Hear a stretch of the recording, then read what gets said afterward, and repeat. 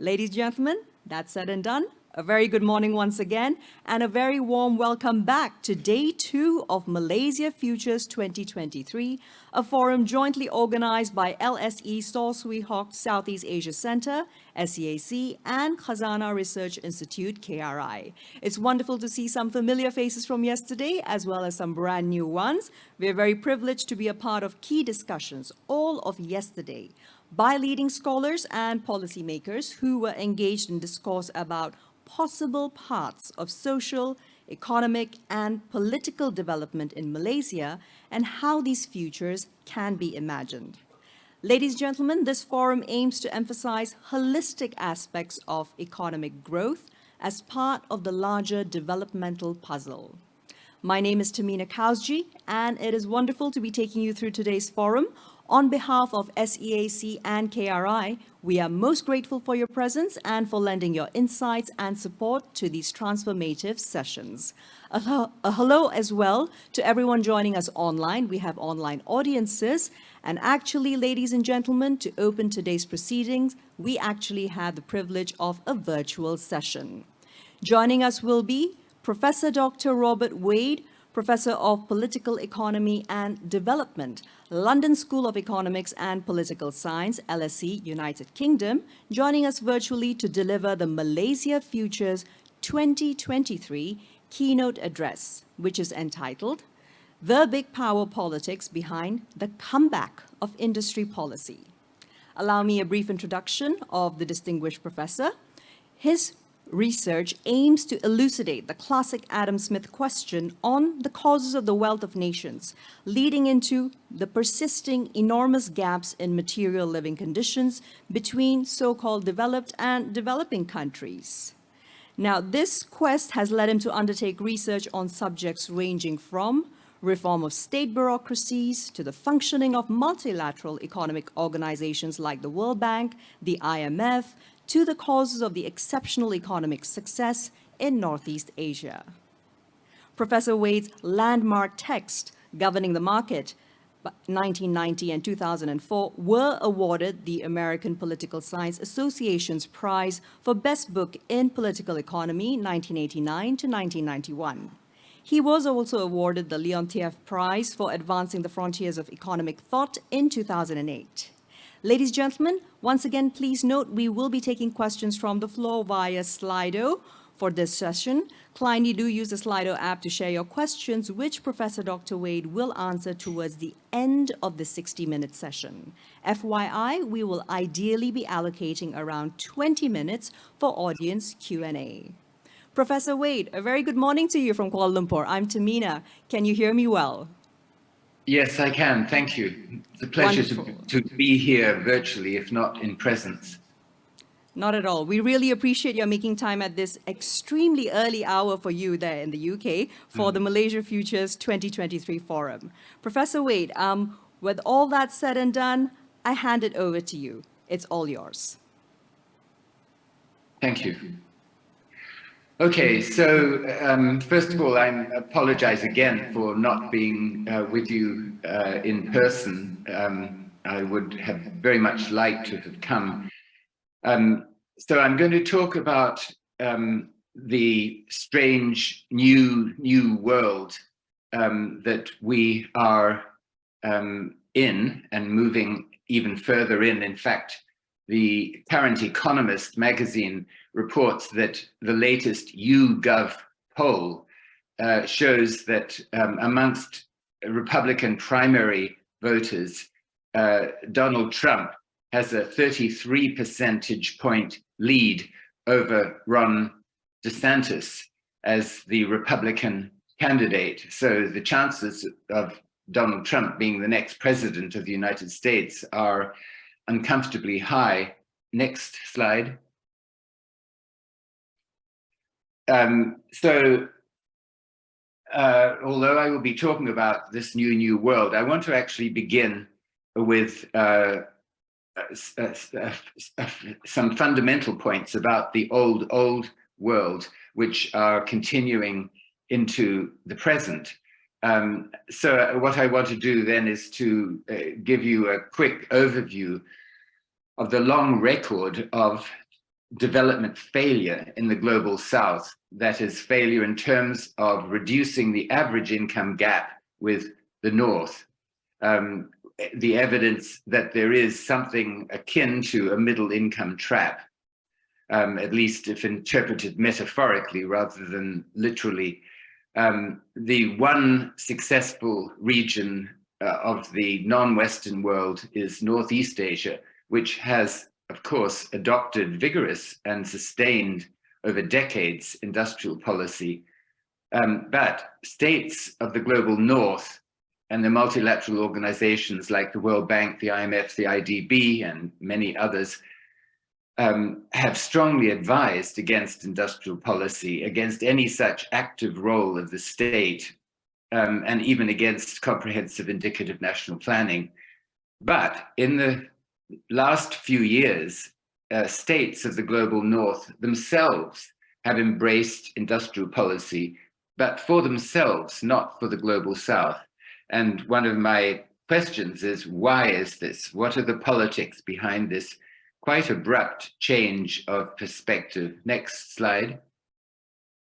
So to begin then with a picture of the development record over the past 50 years.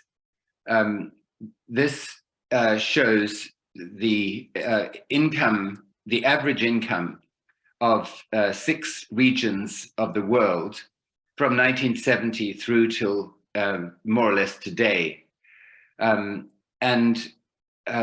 If you don't know this already, I think you should be shocked because these lines show the percentage of each region's average income measured at market exchange rates, not purchasing power parity, the percentage of each region's income relative to that of the North, traced from 1970 through till today.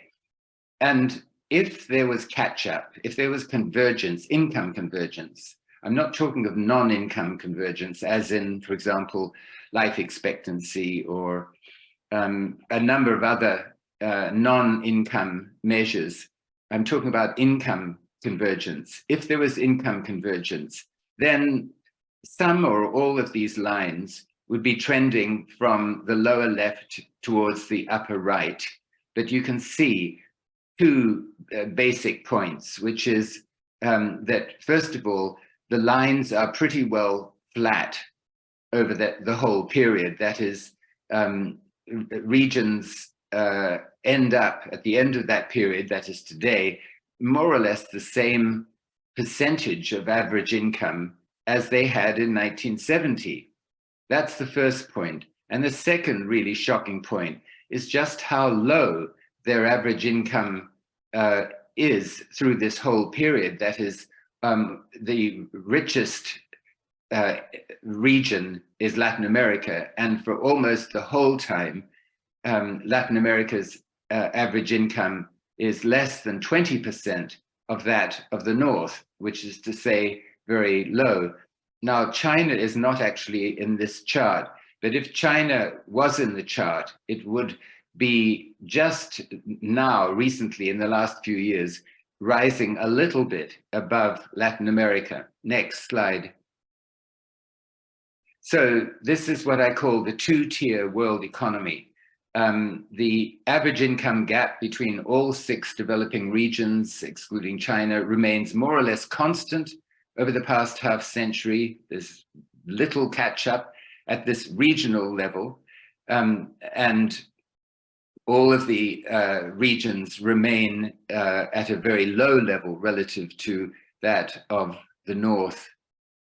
Next. So just to put some numbers on this, this shows Malaysia, its share of its percentage average income in 1970 relative to the North is 11%, and 2022, 23%. So Malaysia has done, relative to most other developing countries, Malaysia has done well. Thailand from 6% in 1970 to 14% in 2022.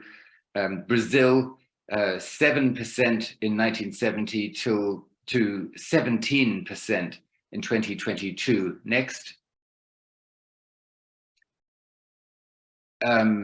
Let's see, and next again. So I'm going to show you just very quickly some regional clusters of individual countries now. And these charts go only from 1950 to 2010. And I don't want to delay on them. I just want to give you a broad impression. I should explain that the measure is basically the same, except that these are calculated in purchasing power parity terms, not at market exchange rate terms. So you can see the situation in Latin America. Just to remind you, if there was catch up, then the lines would be moving from the lower left to the upper right. And you can see that that's simply not the case for Latin America, nor is it the case for any of the other regions except for one. Next. So that's South Asia. All of the lines, this is up to 2010, are less than 20%. Next. Africa, same picture. Next. Russia and Eastern Europe, same picture. No catch-up. Next. So this is East Asia. This is the exception. You can see how it's bifurcated with the Northeast Asian cases in the upper income range and the Southeast Asian cases in the lower income range. I don't want to delay by way of explaining anything more about these. It just gives you this basic point that there's been a really spectacular failure of development in terms of average income just over the past 5 and more decades, despite all the talk about development. Next. Yes, and as I did just mention in passing, an important qualification is that there is some global convergence in non-income measures. And that poses the question, if there is convergence in measures like education, fertility rates, life expectancy, and so on, why not in average income? Why? That is one of the big questions of our time. Next.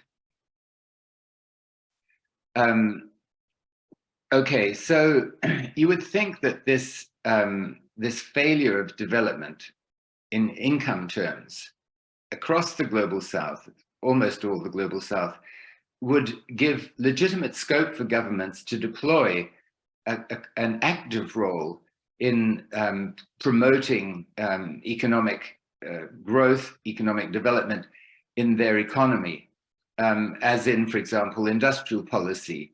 In industrial policy, the aim is for the government to incentivize private producers to invest more in industries of the future, to diversify and upgrade the production structure, and to do so using vertical or sector-specific measures, as well as macro measures such as the exchange rate, and horizontal measures, let's say subsidized credit for exporters would be an example of horizontal measures, but subsidized credit for all exporters, never mind the sector. The Northeast Asian cases, as I've said, all adopted vigorous industrial policy. Next. But until recently, the very words industrial policy or industrial strategy were toxic words, and they were dismissed with slogans such as, for example, what Reagan said when he was inaugurated president in 1980, government is not the solution to our problems, government is the problem. This is, and the next one is from Gary Becker, 1985, the best industrial policy is none at all. Another common one, the government can't pick winners. And yet another one, markets are best for America, and what is best for America is best for the world. And the World Bank and the IMF and related organizations were largely controlled by the Western states, and specifically by the US, largely went along with this and strongly dissuaded developing countries from trying anything active. Next. However, something really interesting has happened, especially interesting to me, because I have for a long time been an advocate of not necessarily doing industrial policy, but at least taking the possibility seriously. And I have been, and this includes when I worked at the World Bank in the 1980s and the 1990s, I've been really marginalized, so to speak, in this view. So I'm really quite intrigued that suddenly, in the North at least, industrial strategy is back in what I call good currency. It's possible to discuss it as a serious possibility, to discuss questions not should governments do industrial policy or not, always with the implication not, the question being how to do it well rather than to do it badly, as has been done badly in many cases. So just some examples. In 2019, two IMF economists, who are friends of mine as it happens, published an IMF working paper called The Return of the Policy That Shall Not Be Named, subtitled Principles of Industrial Policy. I'll come back to this paper at the end of my talk and tell you a little bit about the battle that my two IMF friends had to get this paper published at all with the words industrial policy in it. That was 2019.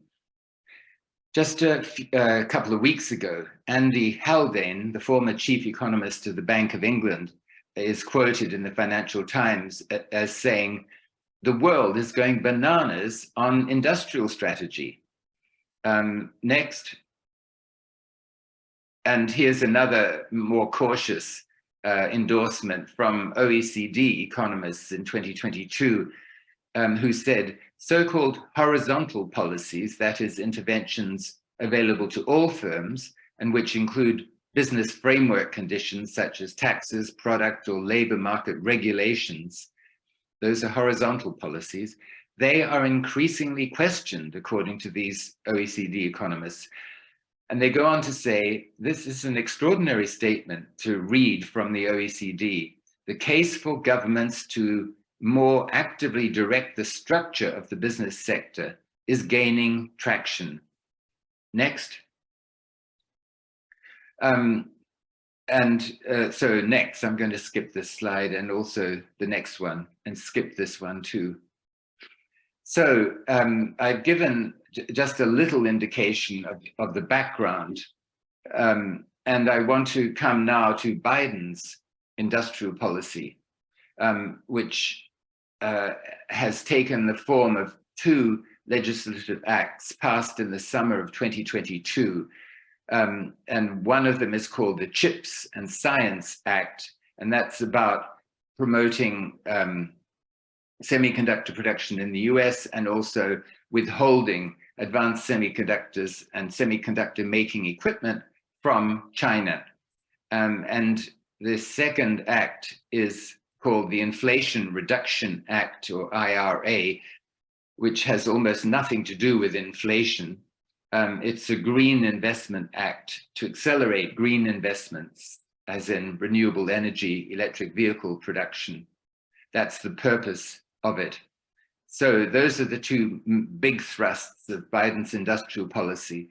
Next. Biden says these acts have three main objectives, three. The first one is to strengthen the US hand against China.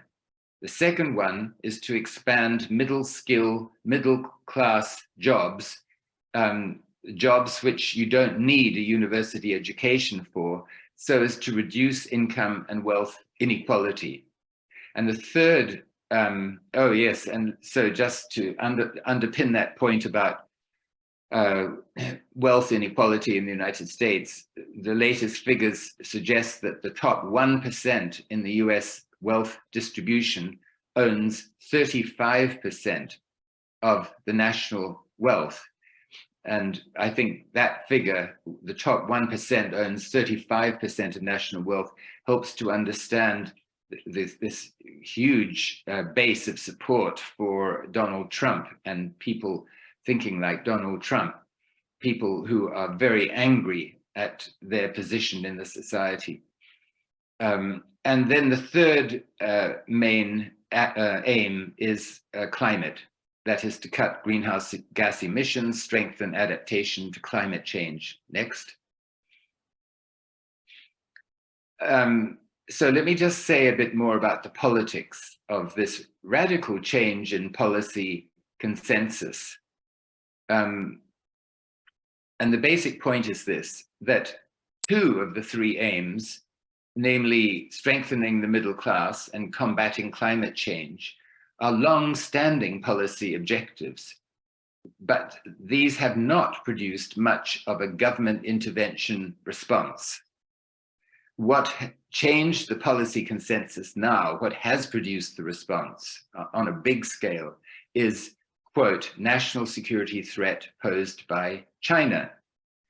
Almost the only thing that Republicans in Congress cooperate with Democrats on is keep ahead of China by fair means or foul.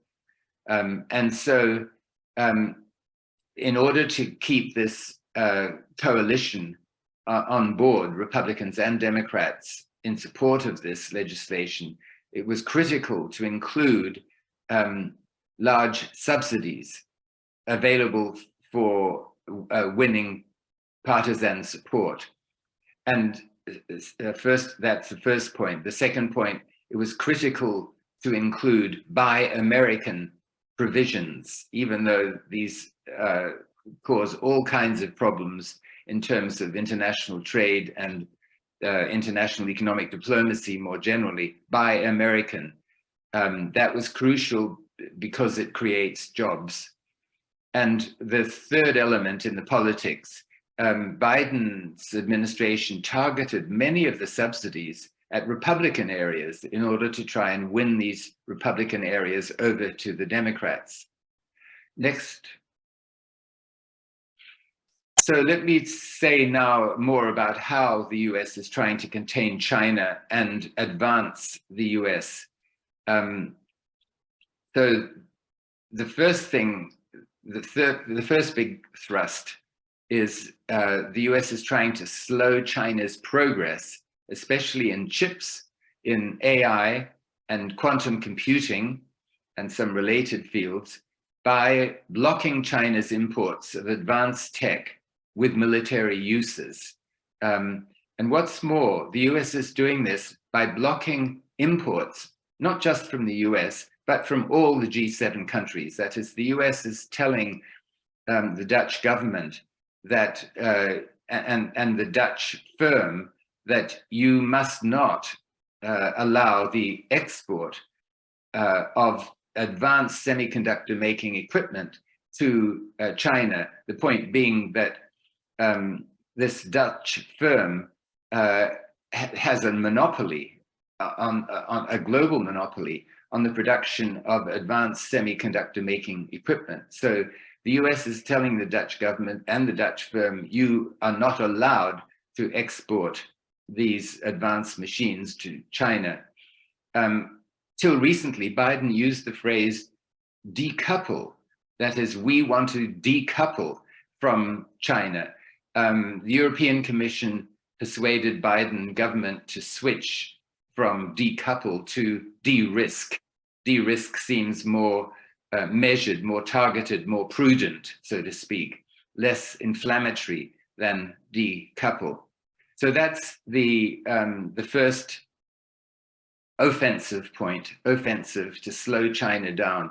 The second defensive point, to free the US from dangerous dependence on China, such as, for example, rare earths and critical minerals, crucial for battery production and green transition.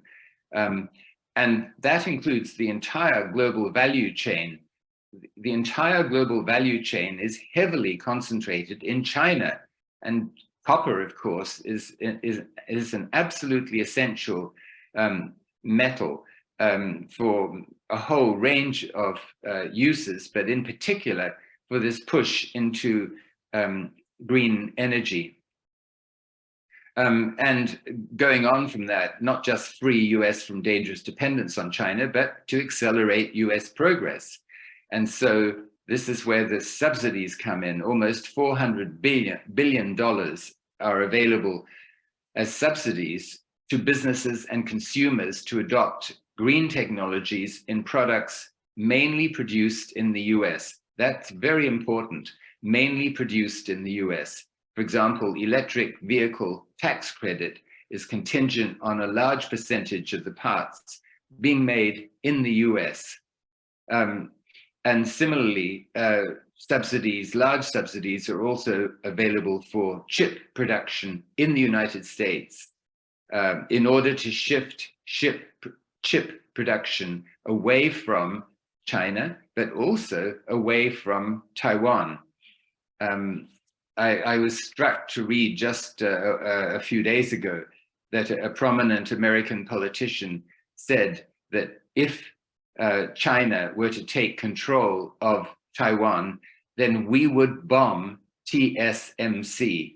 Let me just repeat that. This prominent politician said, if China takes control of Taiwan, we will bomb TSMC because we cannot allow this world-leading chip producer to fall in the hands of China. So this is the kind of situation that we're living in on a global scale these days. Next. And just to remind you of these tensions, you will remember this photo from February of this year, when the US Air Force shot down an alleged Chinese spy balloon over the United States, and that then produced yet another low point in relations between the US and China. Next.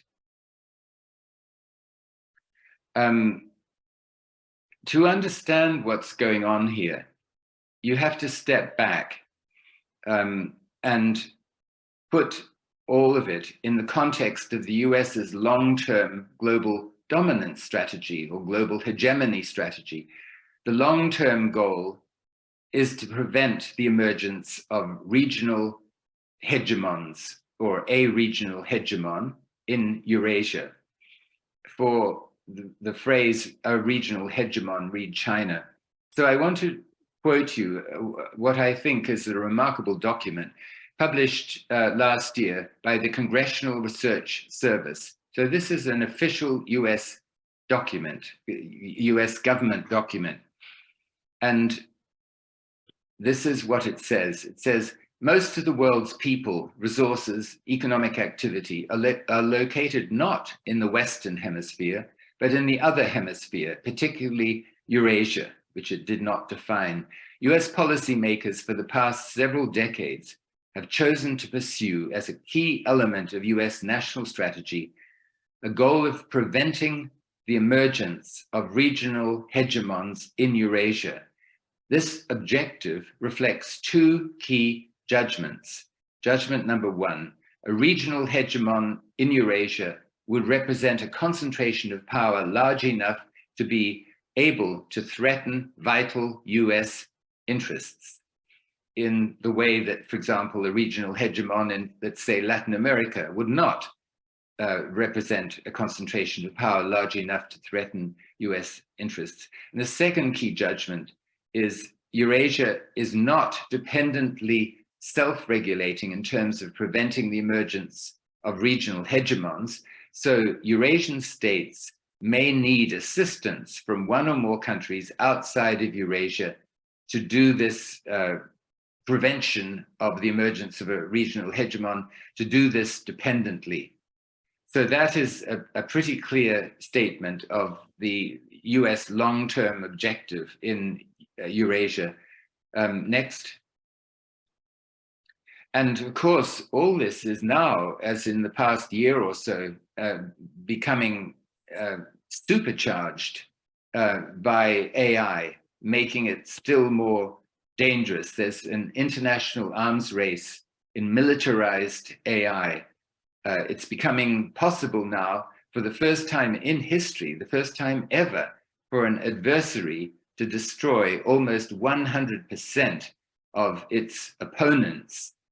That statement I've just made, by the way, comes from Henry Kissinger in the last issue, the previous issue of The Economist. Henry Kissinger in the previous issue of The Economist, a long interview, a very interesting interview, just as he is about to turn 100 years old, and a model, an inspiration for us all. And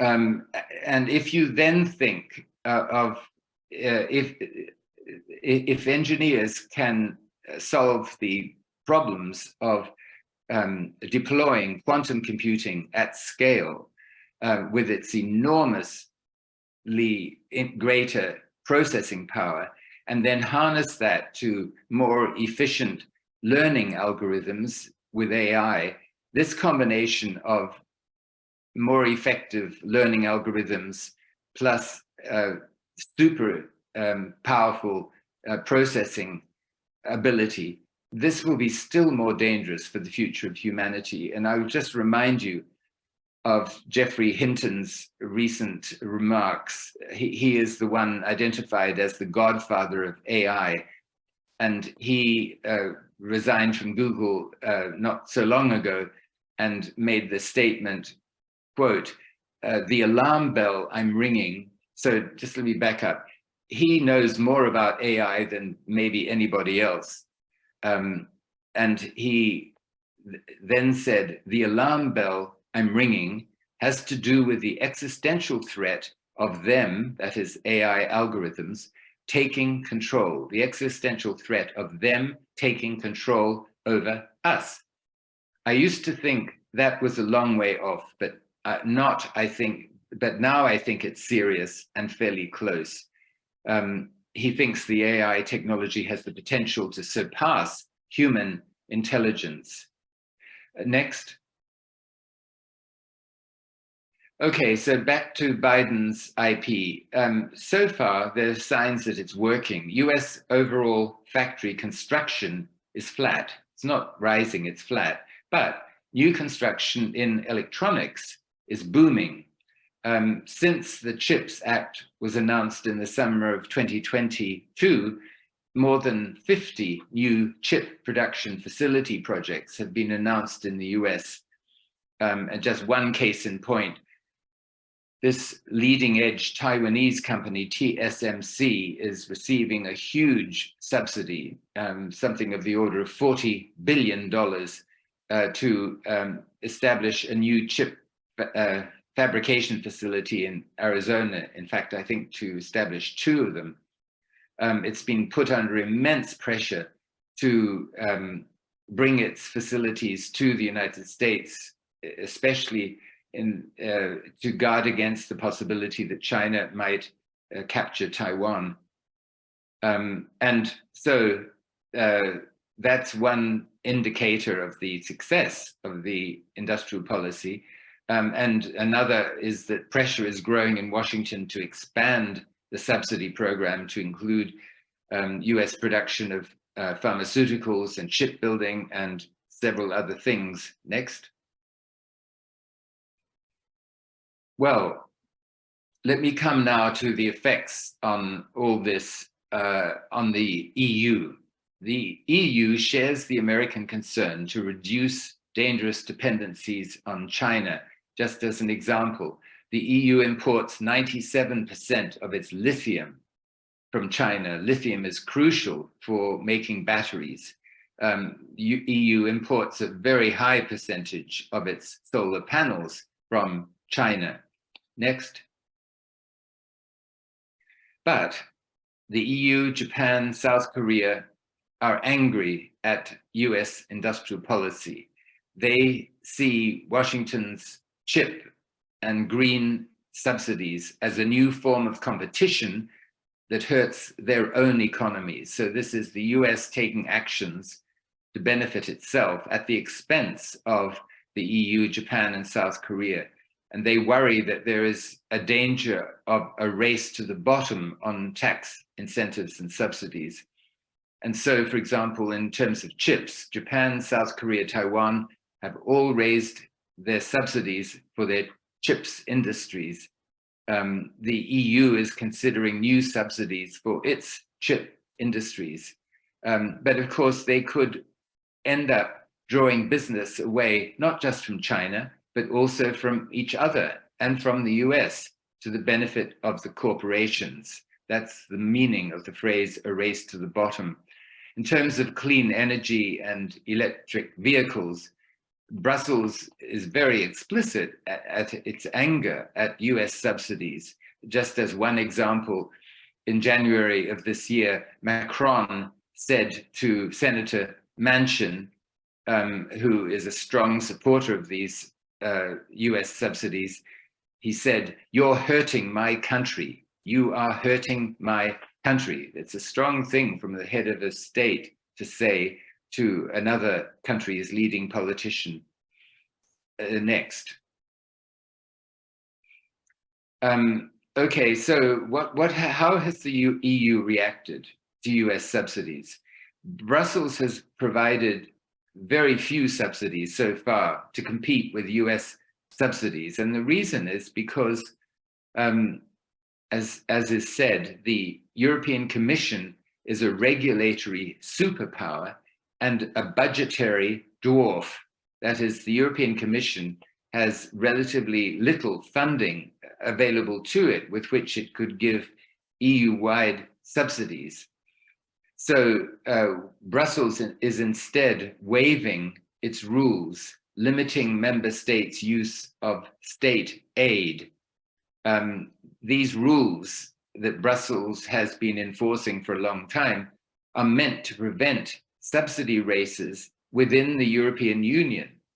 And so now the European Commission is waiving those rules limiting member states' use of state aid and allowing countries to adopt matching aid, what they call matching aid, to compete with, and this is the undefined category, to compete with, quote, countries outside the EU, unquote. Of course, countries outside the EU include not only China, but also the US. So that's one point about the politics of the European response. The final point I'll make about the European response is that this whole process has generated in quite intense tensions between member states of the European Union, but in particular between the core states like France and Germany and the peripheral states like Greece and Portugal. Greece and Portugal and the other peripheral states resist relaxation of limits on state aid because they fear that rich countries like Germany, which have large budget surpluses, would be able to further improve their competitive edge within the European Union, and that would mean further polarization within the European Union, further polarization between core and periphery. Next. So reaching consensus between the EU, Japan, and the US has been proving very difficult. The US has pursued the most aggressive path to decouple from China in advanced technologies.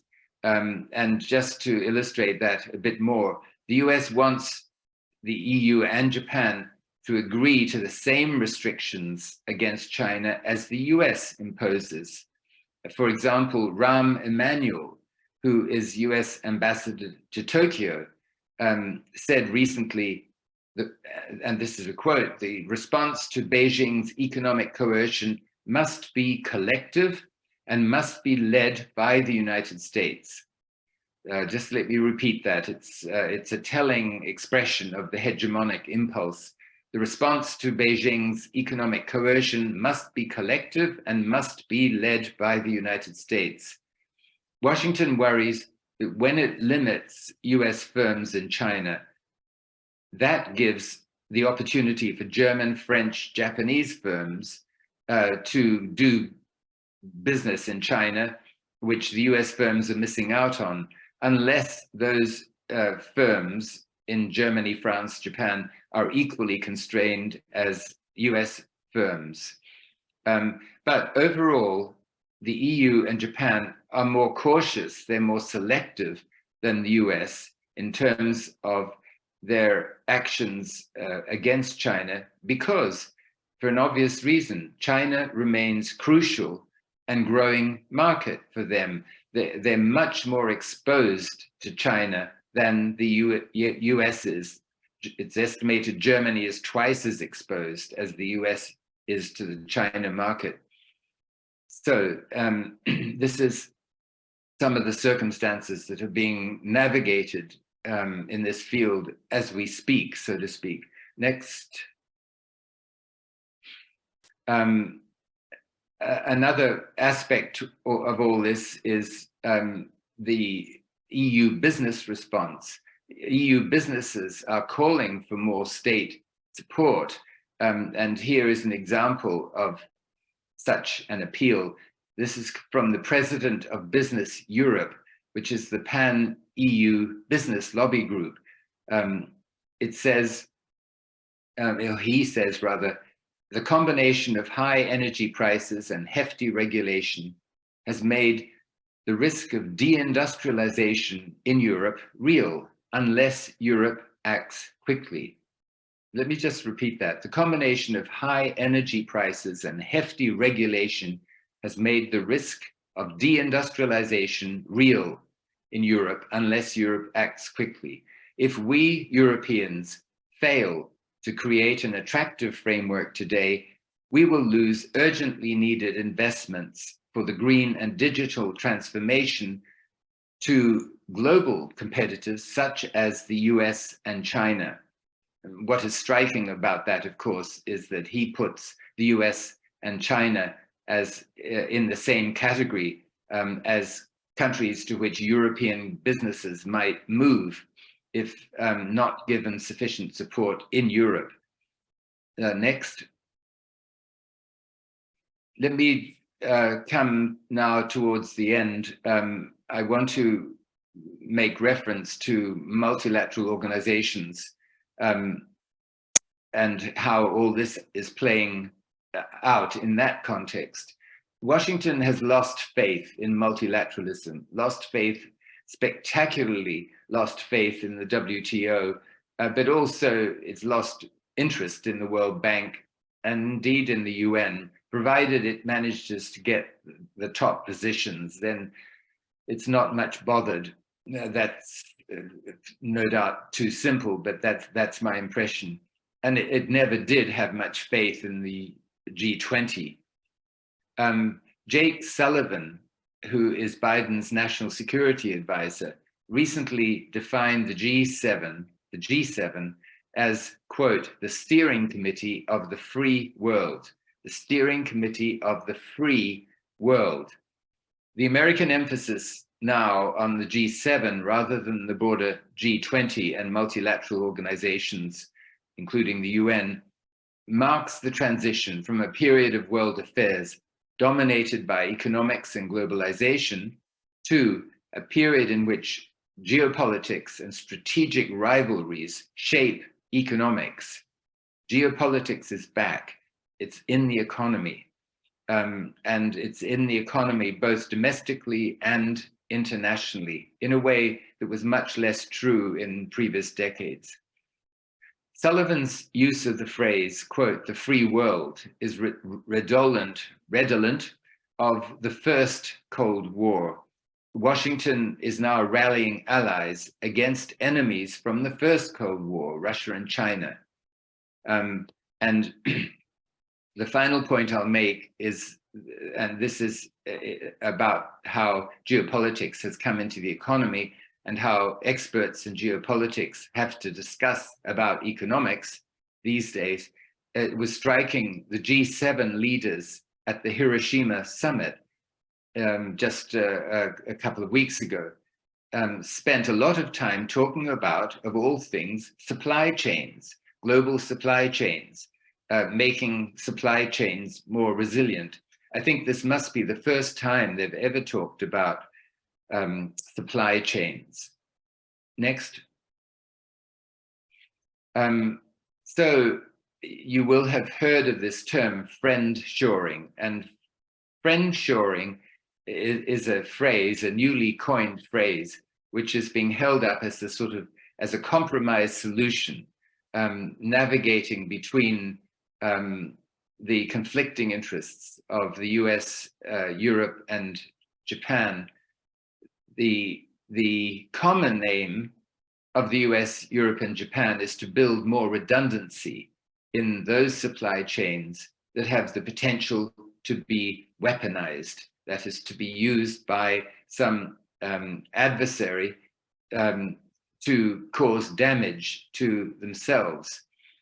And so this idea of friend-shoring is part of that larger strategy. Friend-shoring being trade with countries that share values rather than trade with the entire world.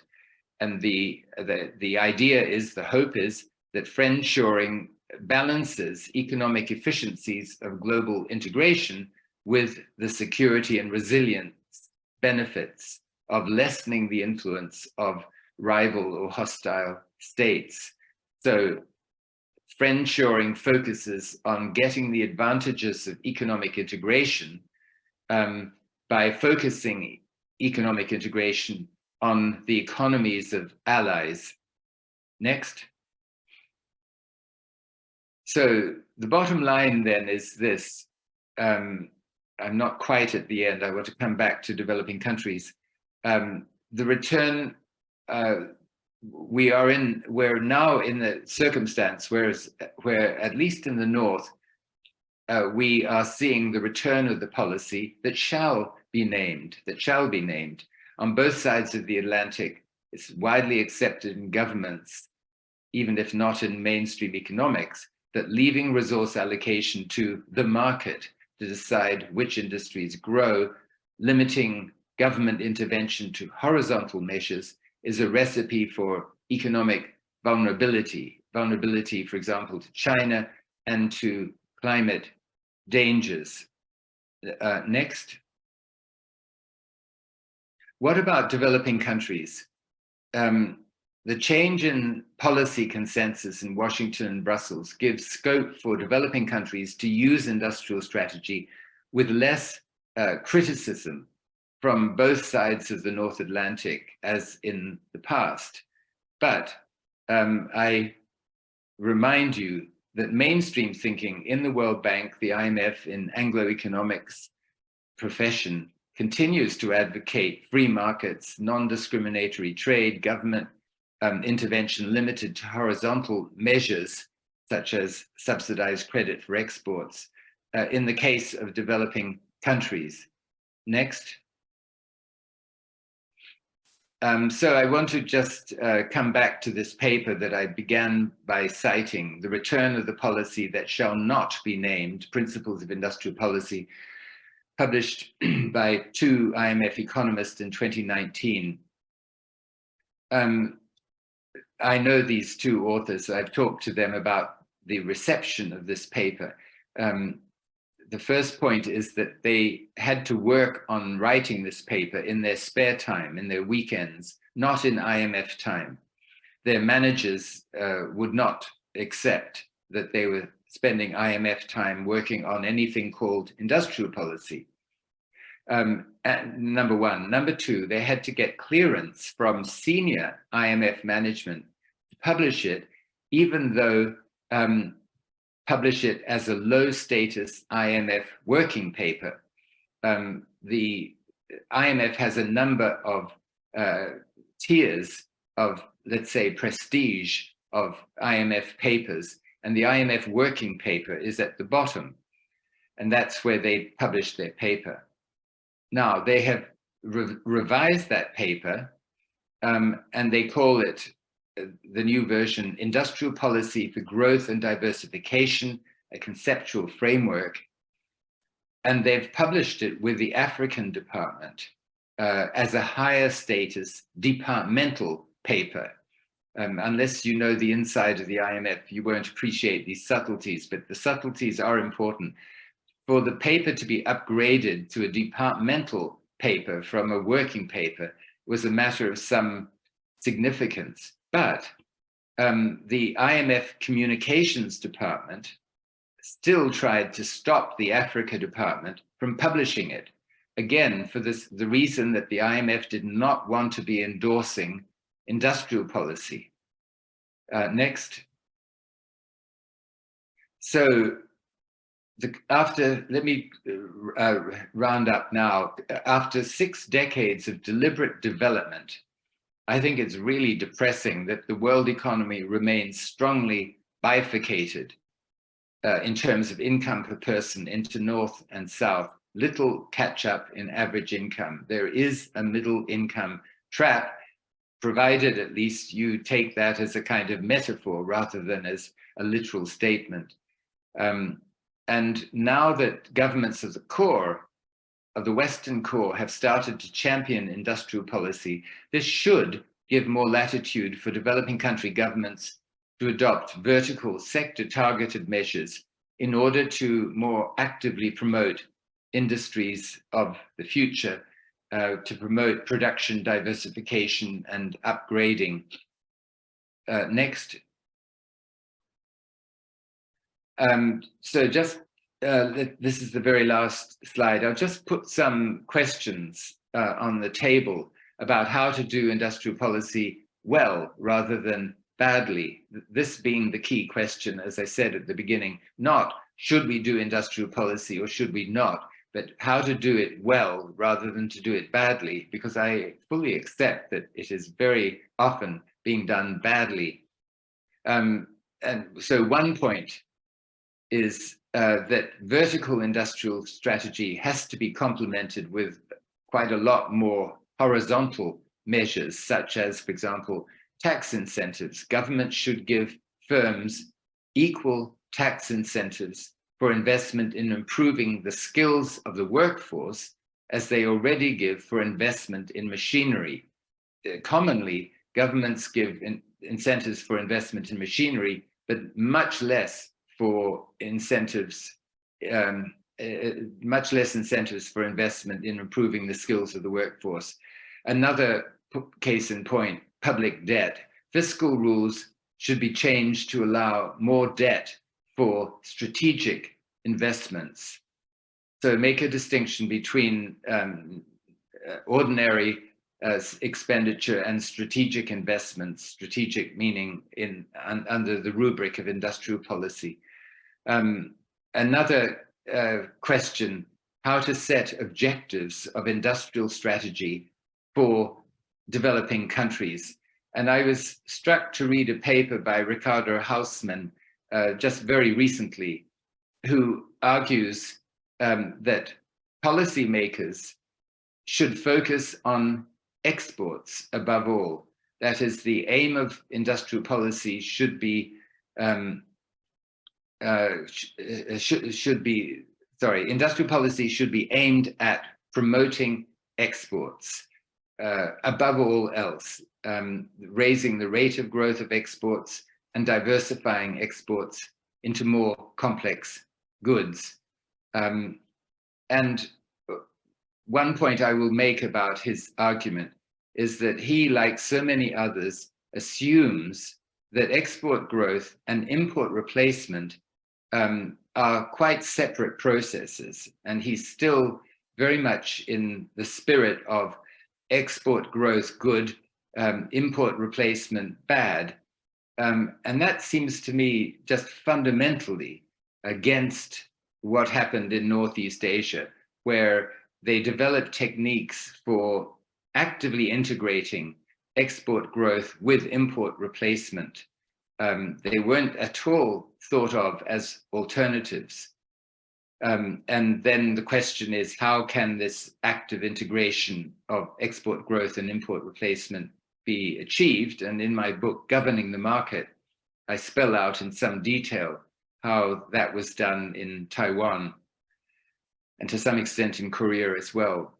And then the final question I'll put on the table, now that it is legitimate to at least consider industrial policy, the question arises, where should industrial policy stop?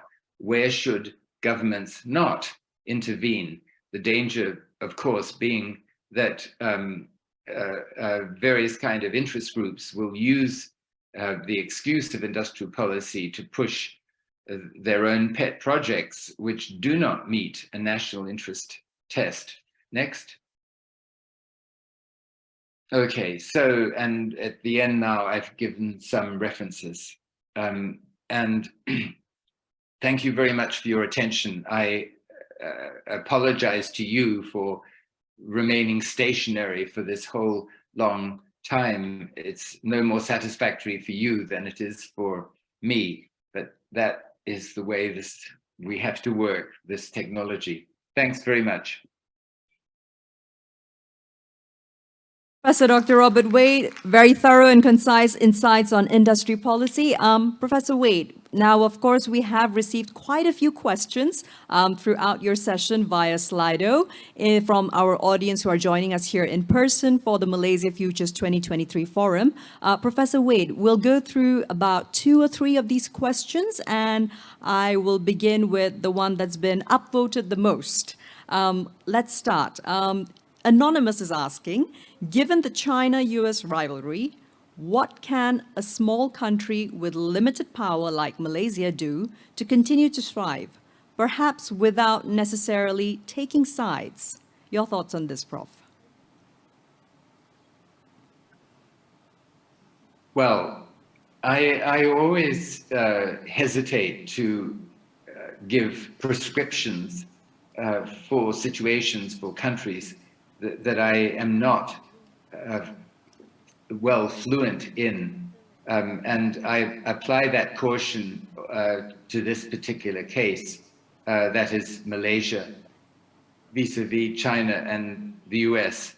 But clearly, there are going to be very strong advantages from the point of view of the Malaysian government or the Thai government in maintaining friendly relations with both to the maximum extent possible. I mean, I cannot imagine that anything other than that, like joining one bloc rather than another bloc, would make sense. Malaysia has to play both sides of the street, it seems to me. But I can't really say much more about that, I'm afraid. Thank you very much for that. And moving along to the next question, Prof. Wade, from Danny Kwa. Danny asks, US and others, quote unquote, I never promised you a rose garden. Even on-shored friends easily dismissed. Concretely, what do you think the rest of us should do? Sorry, I can't, let me just see. Oh, wait a second. The US and others, I never promised you a rose garden. That's right. Even on-shored friends are easily dismissed. Concretely, what do you think the rest of us should do? I'm really sorry, but I just don't have anything interesting to add to that. I mean, of all people, Danny Kwa, and to whom I say hello, would be much better informed to address that question. All right, no worries at all. Let's move along to the next question that is upvoted, Prof. With the US trying to be an economic powerhouse once again, how does ASEAN to benefit and balance with the EU, who are trying to diversify its dependency of trade? Well, yes. and obviously the EU has to reduce its dependency on the US and on China. And one obvious way to do that is to build up its links with its trade, its investment with ASEAN countries, and have ASEAN companies investing more in the EU. I mean, this is just an obvious diversification of investment and trade opportunity. That's just clear. Thank you. Thanks, Prof. Wade. And we'll take one last question from MIR. Why is that a substantial number of American businesses continue to show support for Trumpism and its economic policies, although it could have a negative impact? Yes, well, if the questioner has an answer to his or her question, do let me know, because I'm much interested in the answer to that same question. But my understanding is that a lot of US business people, I mean, and I'm talking now not so much small and medium enterprises, but large businesses, their executives support Trump because he promises large tax cuts for the wealthy. And they're very keen on tax cuts for the wealthy, despite figures like the one that I gave in the talk. The top 1% of wealth owners in the United States now own 35%. That is more than 1/3 of American wealth. But still, there's a strong push for further tax breaks. And so whatever the other aspects of Trump as a personality, but even in terms of his international relations, they may or may not like, they do like his promises of large tax cuts. Well observed. Thank you very much, Professor Dr. Robert Wade. And with that, we will be closing this session, of course, which has been on industrial policy. The keynote address by Professor Dr. Robert Wade, Professor of Political Economy and Development, London School of Economics and Political Science, LSE in the United Kingdom. Ladies and gentlemen, joining me in the auditorium, if we could have a good round of applause for Professor Dr. Robert Wade, joining us at 2:30 a.m. UK time to make time for us here at the forum. Thank you once again, Prof. We really appreciate your time and your insights. Nice to see you. Thanks.